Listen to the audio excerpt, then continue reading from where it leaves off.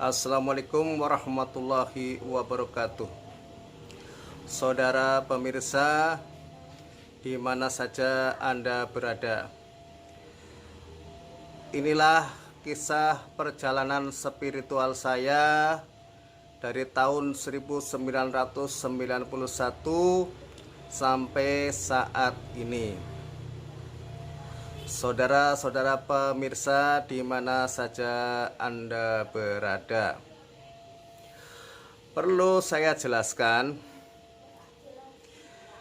mengapa saya tertarik kepada dunia spiritual, dunia supranatural, berlandaskan kepada khairun nas anfa'uhum linnas.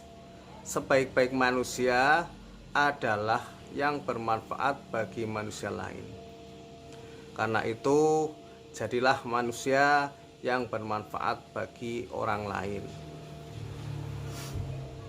Nah, pengalaman-pengalaman yang pertama yang dialami oleh saya ketika saya masih sekolah dulu, SMA. Saya menolong bapak saya jualan di pasar, jualan sandal, jualan baju. Keadaannya sepi, banyak persaingan, sudah berusaha bagaimanapun tetap sepi juga. Akhirnya saya membantu bapak saya dengan sarana doa, dengan cara saya membuat rajah-rajah yang saya ambil dari buku-buku peninggalan bapak saya. Akhirnya saya pelajari, saya lakukan sholat malam, saya wirid, saya berpuasa. Sesudah jadi, alhamdulillah, benda-benda tersebut ditaruh di dagangan bapak. Dengan izin ridhonya Allah, bapak saya diberi suatu rame, diberi jalan kelarisan, diberi jalan kelarisan. Terus yang kedua, ada peristiwa yang sangat sampai hari ini masih terasa, yaitu ketika adik saya bekerja di Jakarta, mau lebaran pulang sendiri, di jalan dia ditodong oleh penjahat, pisau ditempelkan di lehernya, padahal kerja 4 bulan dengan gaji 1 juta pada waktu itu, berarti gaji 250.000. Selama 4 bulan dikumpulkan, hilang lenyap, disikat penjahat. Daripada mempertahankan nyawa menjadi taruhannya, maka yang lebih baik adalah diberikan demi keselamatan. Nah, oleh sebab itu akhirnya saya membulatkan tekad untuk belajar ilmu agar bisa bermanfaat bagi orang lain. Karena ada orang berprinsip, yang penting baik, yang penting bisa menjaga diri dari ucapan tutur kata, insya Allah selamat. Itu tidak menjamin. Karena bagaimanapun kita tetap harus istilahnya tawakal. Tawakal itu artinya ya badan kita dijaga, ya tetap kita berdoa. Jadi jangan sampai kita hanya bermodalkan hanya baik, hanya bermodalkan menjaga diri, ternyata di sana selamat, tidak menjamin. Yang penting ada 2 jalan, ya menjaga diri ucapan, ya tingkah laku di mana saja berada, tapi tidak lupa doa dan juga pagar awak. Pagar awak ini istilahnya doa penjaga badan. Insya Allah selamat. Amin. Nah, inilah kisah saya, perjalanan spiritual saya hingga saya menjadi seorang yang dibutuhkan banyak orang saat ini. Adalah pertama-tamanya saya ke Jember, di daerah Jember, di daerah Rambi Puji, yaitu menuju pondok pesantren yang bernama Abuka Awalu Bustanil Karomah, diasuh oleh Kiai Haji Mustajab Kaliwining. Di situ diajarkan ilmu kepesantrenan, diajarkan ibadah, dan juga diajarkan ilmu laduni. Ya, artinya laduni itu bahasa kerennya adalah bisa tanpa belajar. Ilmu laduni itu ada 3, laduni sughro, wusto, dan kubro. Sughro kecil, wusto sedang, dan kubro besar. Nah, di situ diajarkan juga bagaimana bisa bertemu dengan Nabi Khidir dan Nabi Ilyasa. Dengan tirakat yang hampir 2 tahun, disuruh melakukan puasa mutih dan tiap malam wiridan pada suatu ruangan tertentu, dan boleh melakukan ibadah pada siang dan malam harinya, sholat. Maka kami bersama-sama dengan teman-teman melakukan suatu tuntunan dan petunjuk dari Pak Kiai Haji Mustajab. Alhamdulillah berhasil, dan sampai hari ini Kiai Mustajab termasuk juga murid dari Mbah Mangli Magelang atau Mbah Kiai Haji Hasan Askari. Nah, seperti itu. Nah, sesudah hampir 5-6 tahun saya di Jember, pindah ke daerah Puger, yaitu selatan Jember, yang mana di situ juga banyak pondok pesantren yang guru-gurunya orang-orang yang Linuih, terus juga ke Lumajang untuk mempelajari ilmu kanuragan yang lain. Nah, sesudah itu mengembara ke Banyuwangi, mengembara ke Surabaya, dan takorub atau tawasulan di makom Kanjeng Sunan Ampel sampai 1 minggu lebih, juga di daerah Pacitan. Nah, sesudah itu mulailah perjalanan saya di Pacitan, Jawa Timur, berguru kepada seorang ahli hikmah yang mumpuni, yang punya kelebihan dengan ilmu penyembuhan dan ilmu-ilmu yang lain, yaitu dari seseorang yang tinggi ilmunya. Terus orang itu juga berguru kepada Kiai Santoso di Yogyakarta, yang mana murid-muridnya hampir 10.000 di seluruh dunia. Di seluruh dunia ada 10 ribuan. Nah, dari situ saya belajar ilmu penyembuhan, pengobatan medis, non medis, dan bidang-bidang yang lain, sampai saya selesai tingkat guru. Pengalaman saya dalam belajar masalah ilmu penyembuhan, alhamdulillah luar biasa. Setelah diisi, setelah melakukan tirakatan, wiridan, saya sampai setahun lebih baru bisa digunakan. Alhamdulillah, doa belajar ilmu penyembuhan berhasil. Nah, setelah saya pulang kampung, saya sekitar tahun 2011 saya mulai praktek penyembuhan, saya mulai praktek pengobatan pada saudara, pada tetangga, pada teman terdekat. Alhamdulillah, penyembuhan pertama berhasil dengan penyembuhan seorang pasien bernama Sukiyah dari tetangga desa. Pasien ini terkena gangguan gaib, orang lain mengatakan disantet, bisa juga demikian, yaitu tidak mau makan sampai 7 hari, tidak mau tidur, tidak mau ngomong, tidak mau mandi, berdiam di kamar, dan kadang-kadang juga mengamukkan, sampai dijaga sampai 5 orang, tidak kuat menanganinya.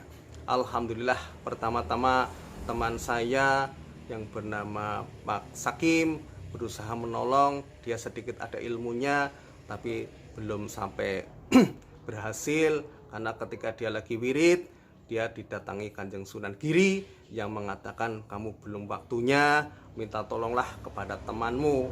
Nah, terus jawabannya Pak Sakim tersebut adalah, ya Kanjeng Syekh, ya Kanjeng Sunan, teman saya banyak, di mana saja ada yang seperti apa teman saya yang bisa nolong. Alhamdulillah, kata Pak Sakim, seketika itu saya sudah di depannya Pak Sakim bersama Kanjeng Sunan Giri.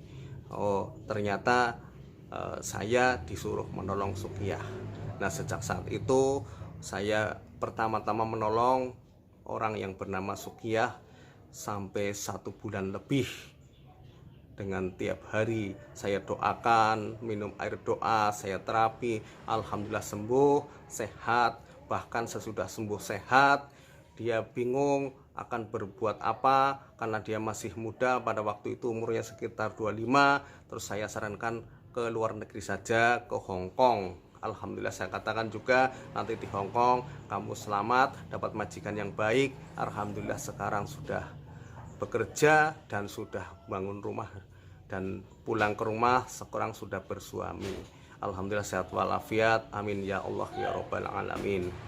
Pengalaman berikutnya, sejak saat itu banyak tetangga-tetangga yang istilahnya meminta bantuan secara getok tular atau secara dari mulut ke mulut.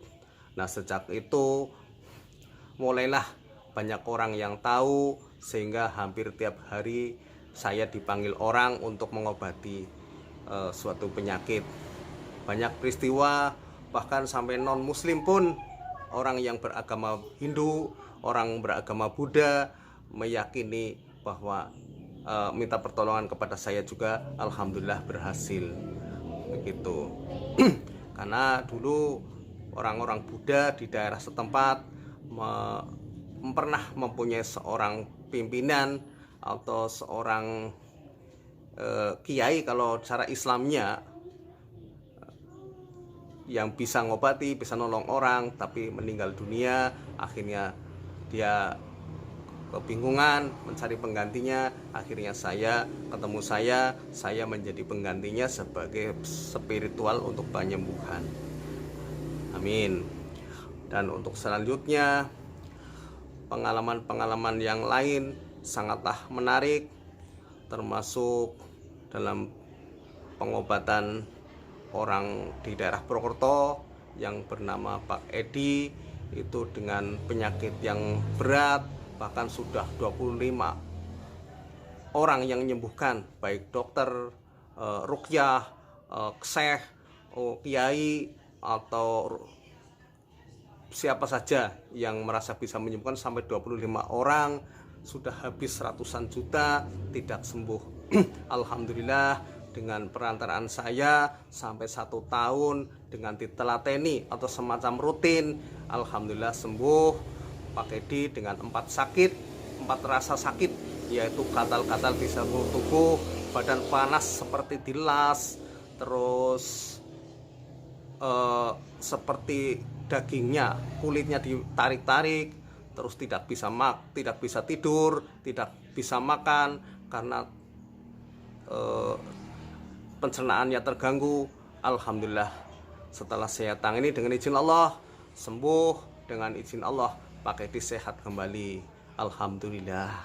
Demikian juga beberapa orang-orang yang merasakan punya gejala penyakit, setelah saya mempelajari ilmu, yaitu bisa mencabut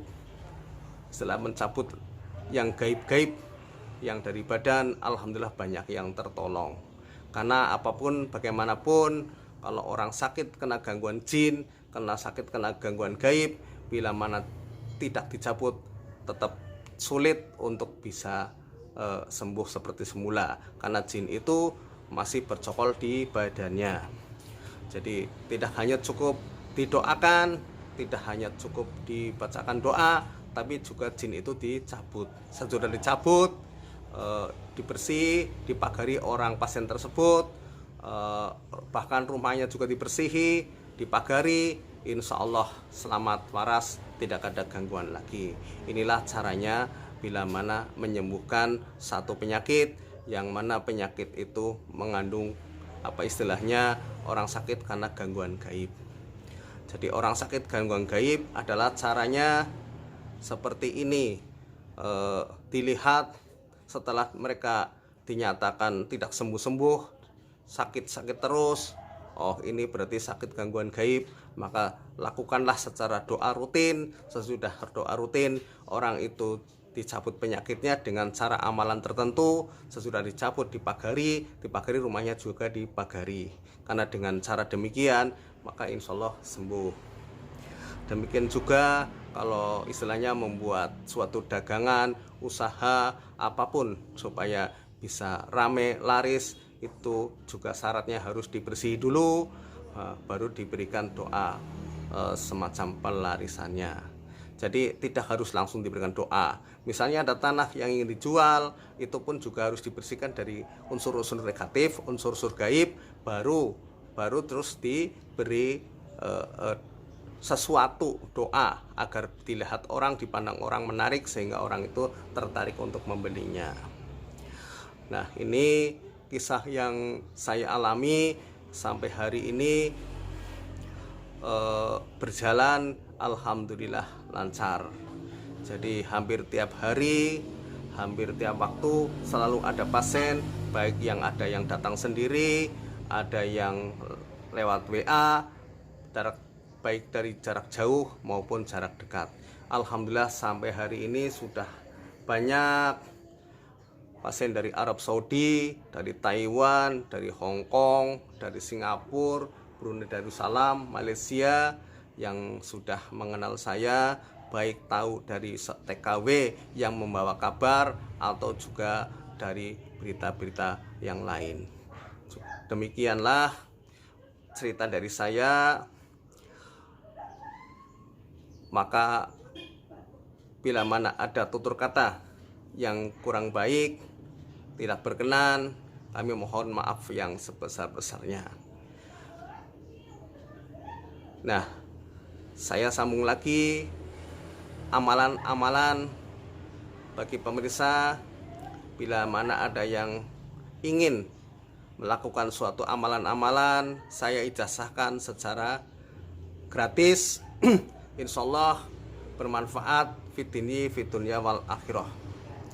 Amalan pertama yaitu bila mana ingin badan Anda dijaga dari musibah, kecelakaan, maka bacalah tiap pagi dan habis subuh dan tiap habis maghrib Bismillahirrahmanirrahim. Bismillahilladzi la yadurru ma'asmihi say'un fil ardi wala fis samai wa huwas samiul alim 3 kali. Lah, ini termasuk penjagaan dan akan lebih baik lagi, dan ini hasil saya berguru di Jember, Jawa Timur, di Pondok Pesantren Puger. Lebih baik di puasa 3 hari, Selasa, Rabu, Kamis, malam Jumat tidak tidur, dan puasanya makan makanan yang tidak bernyawa ketika berbuka puasa. Artinya tidak boleh makan daging sapi, daging ayam, telur, terasi dan lain sebagainya, ikan. Itu tidak boleh selama berpuasa. Dan malam Jumat yang tidak tidur, doa amalan ini dibaca 3 kali sesudah sholat dan tahan napas. Dibaca begitu, terus malam Jumat tidak tidur, insya Allah sesudah Anda memiliki amalan ini, Anda mempunyai bacaan ini, Anda akan terjaga dari Allah. Seandainya kamu di mana saja berada, ada orang yang jahil, ada orang nakal, terus ada orang penjahat, terus kamu dipukul atau dipedang atau terkena senjata tajam, insya Allah tidak sampai melukai tubuh Anda. Itu pun biidnillah, artinya dengan izin ridhonya Gusti Allah. Terus ada amalan yang lain, bila mana Anda ingin mengetahui sesuatu, bila mana ingin mengerti sesuatu hal yang tidak tahu, maka laksanakanlah puasa Senin Kemis secara rutin. Puasa tanggal tengah, artinya tanggal tengah Jawa itu 13-14 Jawa, juga puasa apit weton. Umpamanya jatuh pada pon Kamis pon, ya dari Kamis Pahing pon Wage Kliwon Kamis Pahing, ya Selasa Pahing Kamis pon begitu. Selanjutnya insya Allah seperti itu dilaksanakan dengan rutin, penuh keyakinan, penuh semangat, tidak sampai 2 tahun Anda bisa mengerti hal gaib dengan hal gaib yang dengan izin ridhoni Allah. Hal gaib itu artinya bisa mengerti isi hati orang, bisa mengerti benda-benda gaib, bisa mengerti hal-hal gaib, serta bisa mengetahui yang belum terjadi. Ini pun dengan izin Allah, insya Allah. Terus ada juga melakukan amalan-amalan yang insya Allah, kalau misalnya mau tidur, ini untuk sangu, istilahnya sesuai dengan amalan Kanjeng Nabi, yaitu baca Al-Ikhlas 3 kali, sholawat 3 kali, istighfar 3 kali, dan dilanjutkan dengan subhanallah, alhamdulillah, wala ilallah, wallahu akbar, la haula wala quwwata illa billah 3 kali. Sesudah itu berdoa, ya Allah saya minta hati saya bersih, ya Allah saya minta pikiran saya bersih, ya Allah saya minta badan saya bersih. Insya Allah kalau berdoa seperti itu, Anda itu dinilai oleh Allah sebagai orang yang bersih gitu. Terus ada amalan-amalan yang lain yang perlu Anda pahami, yang juga sering saya lakukan adalah sering-seringlah baca istighfar, ya 100 kali sehari sekali boleh, atau kalau pagi hari sehari 1 kali sehari, atau pagi sore bisa membaca Sayyidul Istighfar.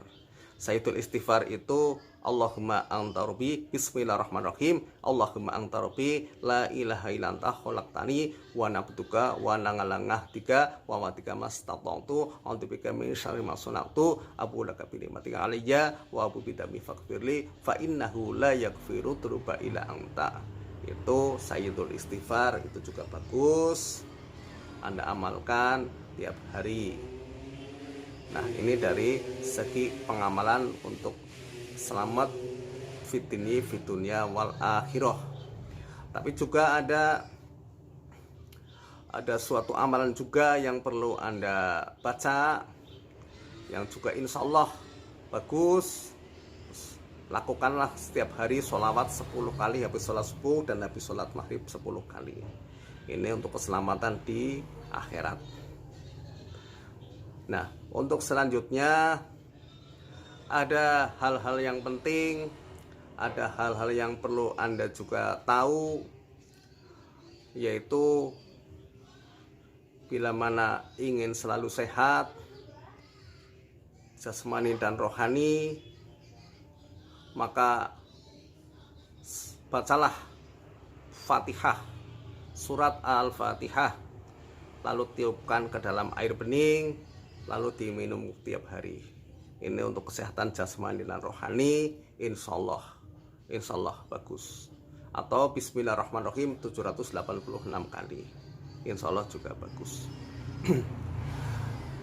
Dan saya ijazahkan juga bagi orang-orang yang ingin punya hajat, bagi orang-orang yang punya keinginan yang besar dan ingin tercapai, laksanakan sholat hajat kubro.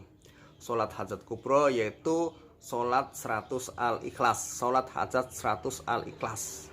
Sholat hajat 100 al-ikhlas itu caranya bagaimana? Perlu kalian ketahui, sholat hajatnya itu 2 rakaat 2 kali salam, begitu.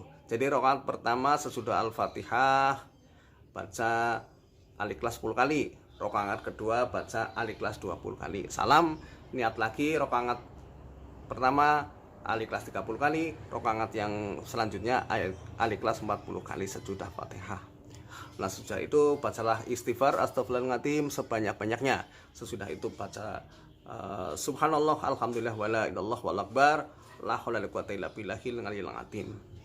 Sesudah itu baca doanya Allahumma sholli ala sayyidina Muhammadil alifil ma'lufi utsbur li hajati titik. Ya Allah, saya minta apa? Itulah sholat hajat kubro, laksanakan. Kalau penting sekali sehari bisa 2 kali, malam dan siang.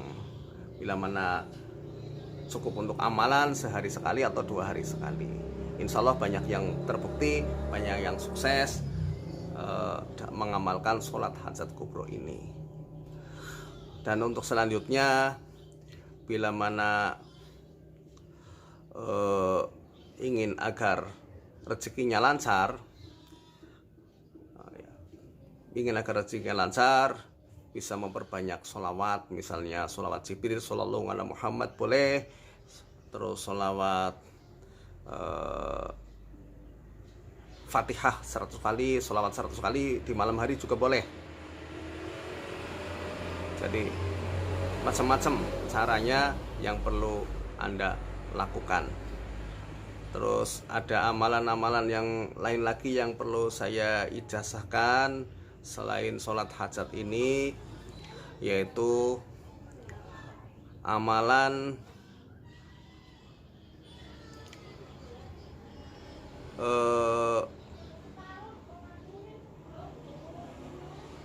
penyembuhan gitu. Jadi amalan penyembuhan itu Anda bisa membaca doa-doa khusus, doa-doa yang disarankan Kanjeng Nabi itu ada, lalu dibacakan ke air, insya Allah itu juga bagus. Bisa juga dengan membaca amalan yang lain yang diberikan oleh guru saya seperti ini. Bismillahirrahmanirrahim. Innalillahi wa inna ilaihi raji'un. Kullu man 'alaiha fan kullu shay'in halikun illa wajha. Dibacakan di air lalu tiupkan, juga ini termasuk bisa mengobati penyakit. Itu. Terus ada doa lain yang insya Allah juga manjur, yaitu dengan datullah sifatullah sirullah ya Allah gitu.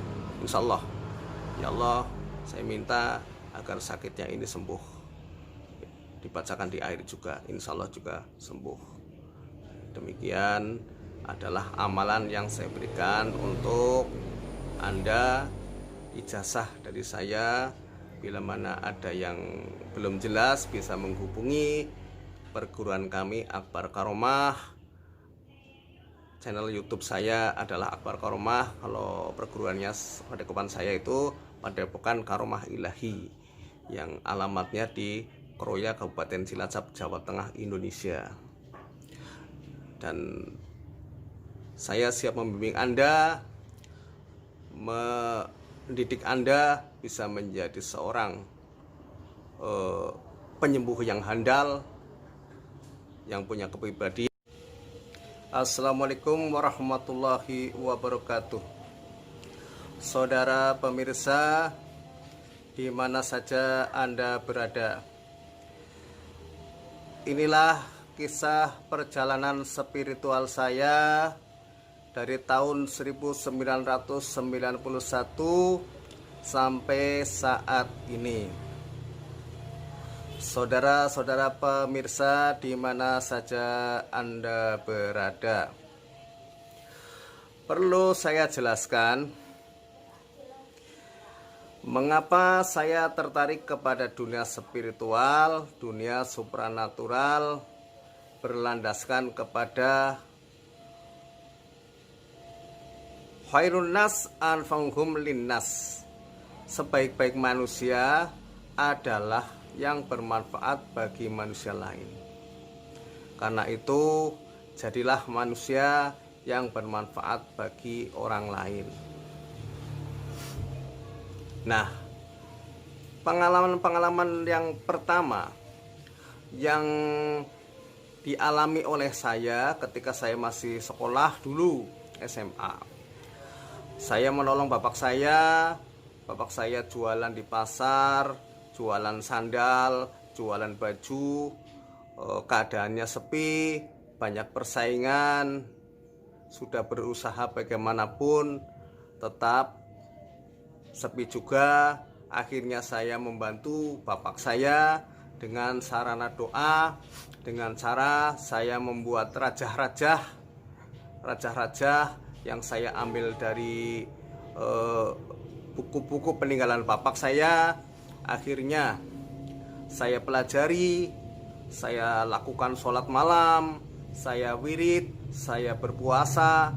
Sesudah jadi, alhamdulillah, benda-benda tersebut ditaruh di dagangan bapak. Dengan izin ridhonya Allah, bapak saya diberi suatu rame, diberi jalan kelarisan, diberi jalan kelarisan. Terus yang kedua, ada peristiwa yang sangat sampai hari ini masih terasa, yaitu ketika adik saya bekerja di Jakarta, mau lebaran pulang sendiri, di jalan dia ditodong oleh penjahat, pisau ditempelkan di lehernya, padahal kerja 4 bulan dengan gaji 1 juta pada waktu itu, berarti gaji 250.000 selama 4 bulan dikumpulkan, hilang lenyap disikat penjahat. Daripada mempertahankan nyawa menjadi taruhannya, maka yang lebih baik adalah diberikan demi keselamatan. Nah, oleh sebab itu akhirnya saya membulatkan tekad untuk belajar ilmu agar bisa bermanfaat bagi orang lain. Karena ada orang berprinsip, yang penting baik, yang penting bisa menjaga diri dari ucapan tutur kata, insya Allah selamat. Itu tidak menjamin, karena bagaimanapun kita tetap harus istilahnya tawakal. Tawakal itu artinya ya badan kita dijaga, ya tetap kita berdoa. Jadi jangan sampai kita hanya bermodalkan hanya baik, hanya bermodalkan menjaga diri, ternyata di sana selamat, tidak menjamin. Yang penting ada 2 jalan, ya menjaga diri ucapan, ya tingkah laku di mana saja berada, tapi tidak lupa doa dan juga pagar awak. Pagar awak ini istilahnya doa penjaga badan, insya Allah selamat, amin. Nah, inilah kisah saya, perjalanan spiritual saya hingga saya menjadi seorang yang dibutuhkan banyak orang saat ini. Adalah pertama-tamanya saya ke Jember, di daerah Jember, di daerah Rambi Puji, yaitu menuju pondok pesantren yang bernama Abuka Awalu Bustanil Karomah, diasuh oleh Kiai Haji Mustajab Kaliwining. Di situ diajarkan ilmu kepesantrenan, diajarkan ibadah, dan juga diajarkan ilmu laduni. Ya, artinya laduni itu bahasa kerennya adalah bisa tanpa belajar. Ilmu laduni itu ada 3, laduni sughro, wusto, dan kubro. Sughro kecil, wusto sedang, dan kubro besar. Nah, di situ diajarkan juga bagaimana bisa bertemu dengan Nabi Khidir dan Nabi Ilyasa. Dengan tirakat yang hampir 2 tahun, disuruh melakukan puasa mutih dan tiap malam wiridan pada suatu ruangan tertentu, dan boleh melakukan ibadah pada siang dan malam harinya, sholat. Maka kami bersama-sama dengan teman-teman melakukan suatu tuntunan dan petunjuk dari Pak Kiai Haji Mustajab. Alhamdulillah berhasil, dan sampai hari ini Kiai Mustajab termasuk juga murid dari Mbah Mangli Magelang atau Mbah Kiai Haji Hasan Askari, seperti itu. Nah, sesudah hampir 5-6 tahun saya di Jember, pindah ke daerah Puger, yaitu selatan Jember, yang mana di situ juga banyak pondok pesantren yang guru-gurunya orang-orang yang linuih. Terus juga ke Lumajang untuk mempelajari ilmu kanuragan yang lain. Nah, sesudah itu mengembara ke Banyuwangi, mengembara ke Surabaya, dan takorub atau tawasulan di makom Kanjeng Sunan Ampel sampai 1 minggu lebih, juga di daerah Pacitan. Nah, sesudah itu mulailah perjalanan saya di Pacitan, Jawa Timur, berguru kepada seorang ahli hikmah yang mumpuni, yang punya kelebihan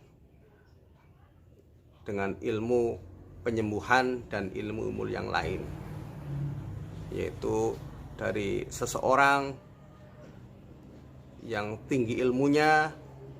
Terus orang itu juga berguru kepada Kiai Santoso di Yogyakarta, yang mana murid-muridnya hampir 10.000 di seluruh dunia. Di seluruh dunia ada 10 ribuan.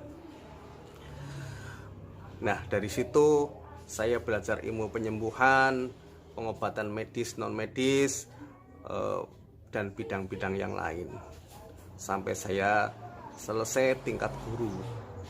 Pengalaman saya dalam belajar masalah ilmu penyembuhan, alhamdulillah luar biasa. Setelah diisi, setelah melakukan tirakatan, wiridan, saya sampai setahun lebih baru bisa digunakan.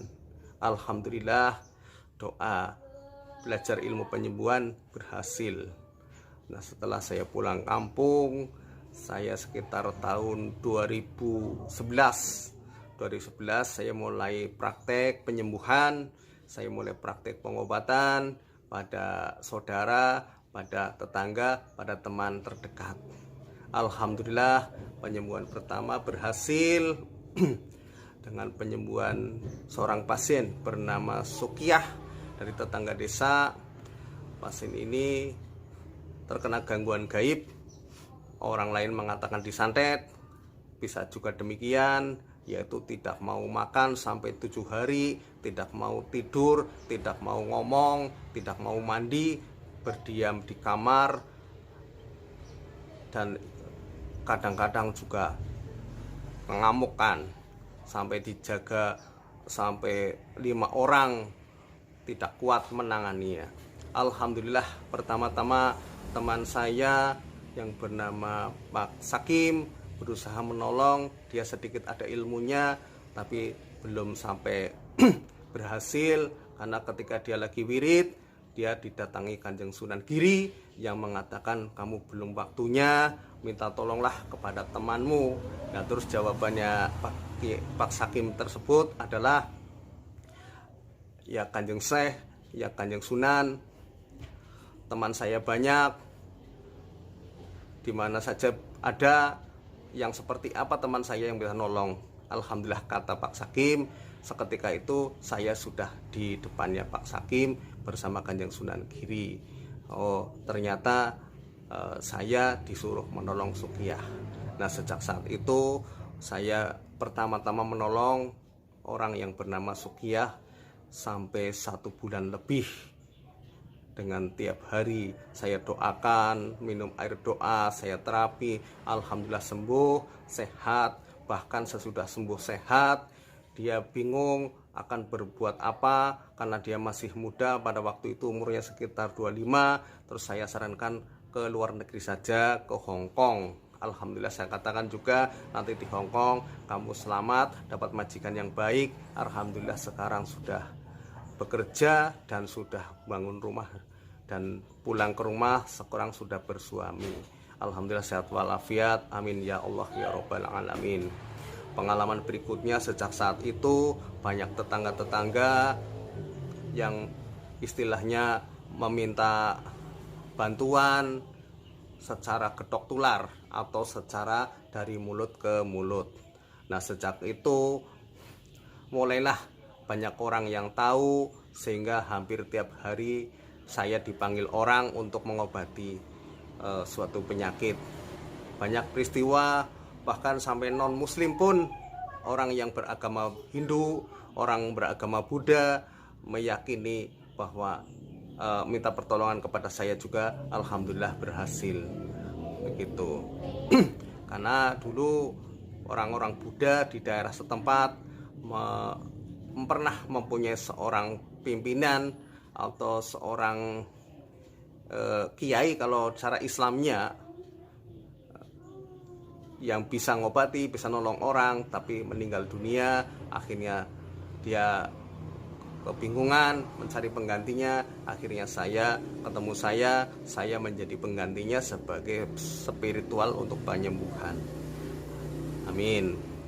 Dan untuk selanjutnya, pengalaman-pengalaman yang lain sangatlah menarik, termasuk dalam pengobatan orang di daerah Purwokerto yang bernama Pak Edi, itu dengan penyakit yang berat, bahkan sudah 25 orang yang menyembuhkan, baik dokter, ruqyah, syekh, kiai, atau siapa saja yang merasa bisa menyembuhkan, sampai 25 orang, sudah habis ratusan juta, tidak sembuh.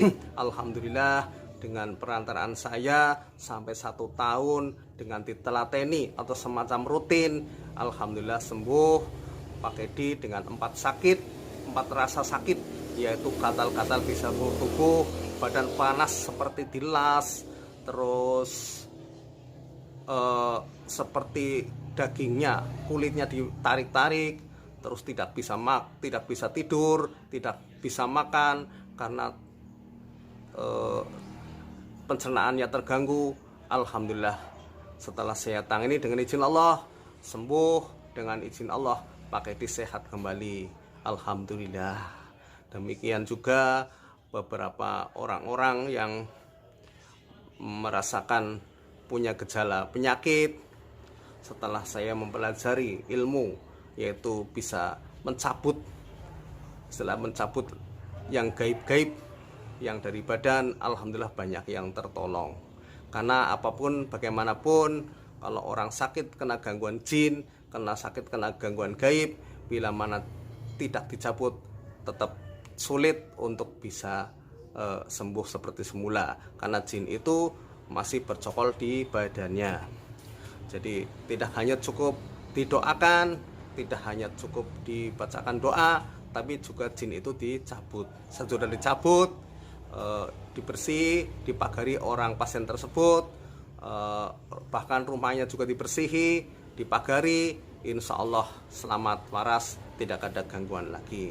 Inilah caranya bila mana menyembuhkan satu penyakit, yang mana penyakit itu mengandung istilahnya orang sakit karena gangguan gaib. Jadi orang sakit gangguan gaib adalah caranya seperti ini. Dilihat setelah mereka dinyatakan tidak sembuh-sembuh, sakit-sakit terus, oh ini berarti sakit gangguan gaib, maka lakukanlah secara doa rutin. Sesudah doa rutin, orang itu dicabut penyakitnya dengan cara amalan tertentu. Sesudah dicabut, dipagari rumahnya juga dipagari. Karena dengan cara demikian, maka insya Allah sembuh. Demikian juga kalau istilahnya membuat suatu dagangan, usaha, apapun supaya bisa rame, laris, itu juga syaratnya harus dibersihi dulu, baru diberikan doa semacam pelarisannya. Jadi tidak harus langsung diberikan doa. Misalnya ada tanah yang ingin dijual, itu pun juga harus dibersihkan dari unsur-unsur negatif, unsur-unsur gaib, baru terus diberi sesuatu doa agar dilihat orang, dipandang orang menarik, sehingga orang itu tertarik untuk membelinya. Nah, ini kisah yang saya alami sampai hari ini, berjalan alhamdulillah lancar. Jadi hampir tiap hari, hampir tiap waktu selalu ada pasien, baik yang ada yang datang sendiri, ada yang lewat WA, baik dari jarak jauh maupun jarak dekat. Alhamdulillah sampai hari ini sudah banyak pasien dari Arab Saudi, dari Taiwan, dari Hong Kong, dari Singapura, Brunei Darussalam, Malaysia yang sudah mengenal saya baik tahu dari TKW yang membawa kabar atau juga dari berita-berita yang lain. Demikianlah cerita dari saya. Maka bila mana ada tutur kata yang kurang baik, tidak berkenan, kami mohon maaf yang sebesar-besarnya. Nah, saya sambung lagi amalan-amalan bagi pemirsa. Bila mana ada yang ingin melakukan suatu amalan-amalan, saya ijazahkan secara gratis. Insyaallah bermanfaat fid dini fid dunya wal akhirah. Amalan pertama yaitu bila mana ingin badan Anda dijaga dari musibah, kecelakaan, maka bacalah tiap pagi dan habis subuh dan tiap habis maghrib Bismillahirrahmanirrahim. Bismillahilladzi la yadurru ma'asmihi say'un fil ardi wala fis samai wa huwas samiul alim 3 kali. Lah, ini termasuk penjagaan dan akan lebih baik lagi, dan ini hasil saya berguru di Jember, Jawa Timur di Pondok Pesantren Puger. Lebih baik di puasa 3 hari, Selasa, Rabu, Kamis, malam Jumat tidak tidur, dan puasanya makan makanan yang tidak bernyawa ketika berbuka puasa. Artinya tidak boleh makan daging sapi, daging ayam, telur, terasi dan lain sebagainya, ikan. Itu tidak boleh selama berpuasa. Dan malam Jumat yang tidak tidur, doa amalan ini dibaca 3 kali sesudah sholat dan tahan napas. Dibaca begitu, terus malam Jumat tidak tidur, insyaallah sesudah Anda memiliki amalan ini, Anda mempunyai bacaan ini, Anda akan terjaga dari Allah. Seandainya kamu di mana saja berada, ada orang yang jahil, ada orang nakal, terus ada orang penjahat, terus kamu dipukul atau dipedang atau terkena senjata tajam, insya Allah tidak sampai melukai tubuh Anda. Itu pun biidnillah, artinya dengan izin ridhonya Gusti Allah. Terus ada amalan yang lain. Bila mana Anda ingin mengetahui sesuatu, bila mana ingin mengerti sesuatu hal yang tidak tahu, maka laksanakanlah puasa Senin Kemis secara rutin. Puasa tanggal tengah, artinya tanggal tengah Jawa itu 13-14 Jawa. Juga puasa apit weton. Umpamanya jatuh pada pon, Kamis pon ya, dari Kamis Pahing pon wage kliwon Kamis Pahing ya, Selasa Pahing Kamis pon, begitu selanjutnya. Insya Allah seperti itu dilaksanakan dengan rutin, penuh keyakinan, penuh semangat. Tidak sampai 2 tahun Anda bisa mengerti hal gaib dengan hal gaib yang dengan izin ridhoni Allah. Hal gaib itu artinya bisa mengerti isi hati orang, bisa mengerti benda-benda gaib, bisa mengerti hal-hal gaib, serta bisa mengetahui yang belum terjadi. Ini pun dengan izin Allah, insya Allah. Terus ada juga melakukan amalan-amalan yang insya Allah, kalau misalnya mau tidur, ini untuk sangu, istilahnya sesuai dengan amalan Kanjeng Nabi, yaitu baca Al-Ikhlas 3 kali, sholawat 3 kali, istighfar 3 kali, dan dilanjutkan dengan subhanallah, alhamdulillah, wala ilallah, wallahu akbar, la haula wala quwwata illa billah 3 kali. Sesudah itu berdoa, ya Allah, saya minta hati saya bersih, ya Allah saya minta pikiran saya bersih, ya Allah saya minta badan saya bersih. Insya Allah kalau berdoa seperti itu, Anda itu dinilai oleh Allah sebagai orang yang bersih gitu. Terus ada amalan-amalan yang lain yang perlu Anda pahami, yang juga sering saya lakukan, adalah sering-seringlah baca istighfar. Ya 100 kali sehari sekali boleh. Atau kalau pagi hari sehari 1 kali sehari, atau pagi sore bisa membaca Sayyidul Istighfar. Sayyidul Istighfar itu Allahumma anta rabbi, bismillahirrahmanirrahim, Allahumma anta rabbi, la ilaha illa anta khalaqtani wa nabtuka wa nangalangah tiga wa watika mastata'tu antubika min syarri ma sana'tu abu laka bi ni'matika alayya wa abu bidami faghfirli fa innahu la yaghfiru dzunuba illa anta. Itu Sayyidul Istighfar, itu juga bagus Anda amalkan tiap hari. Nah, ini dari segi pengamalan untuk selamat fitni fitunya wal akhirah. Tapi juga ada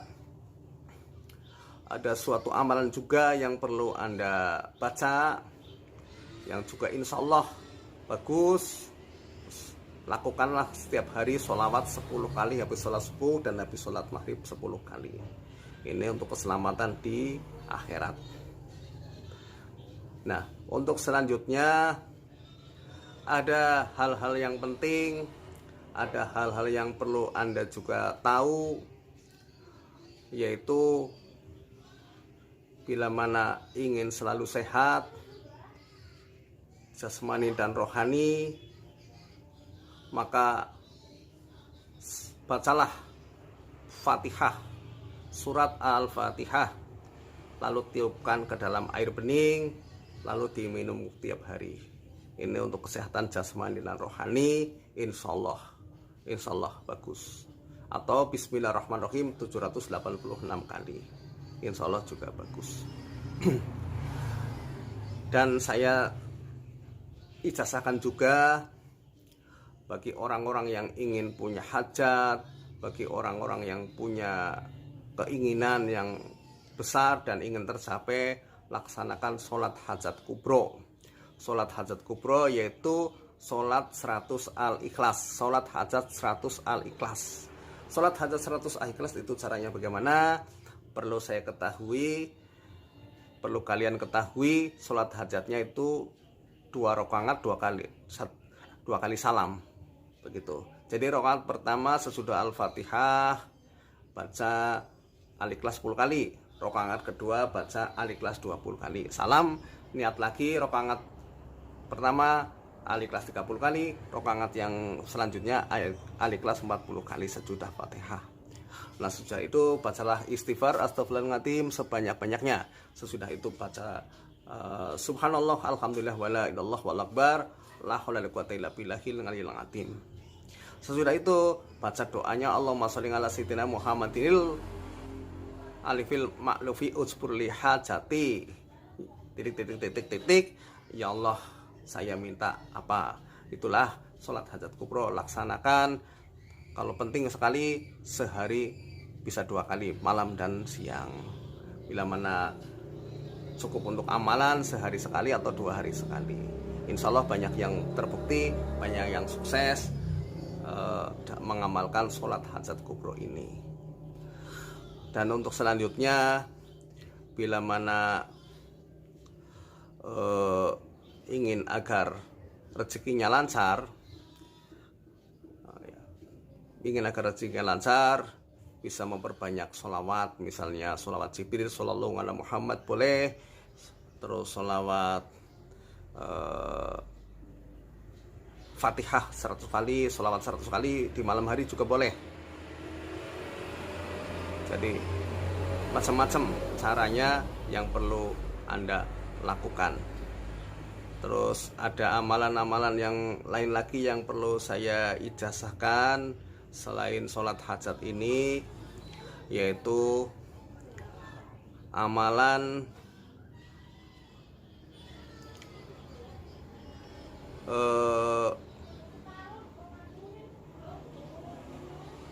penyembuhan gitu.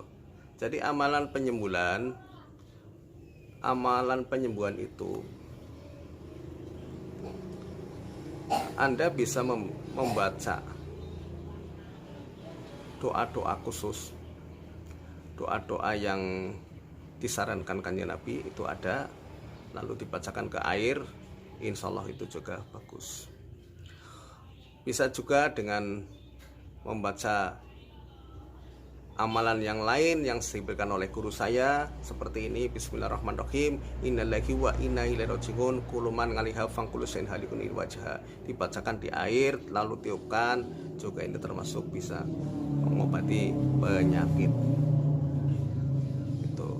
Terus ada doa lain yang insya Allah juga manjur, yaitu dengan datullah sifatullah sirullah, ya Allah, gitu. Insya Allah, ya Allah, saya minta agar sakitnya ini sembuh. Dibacakan di air juga, insya Allah juga sembuh.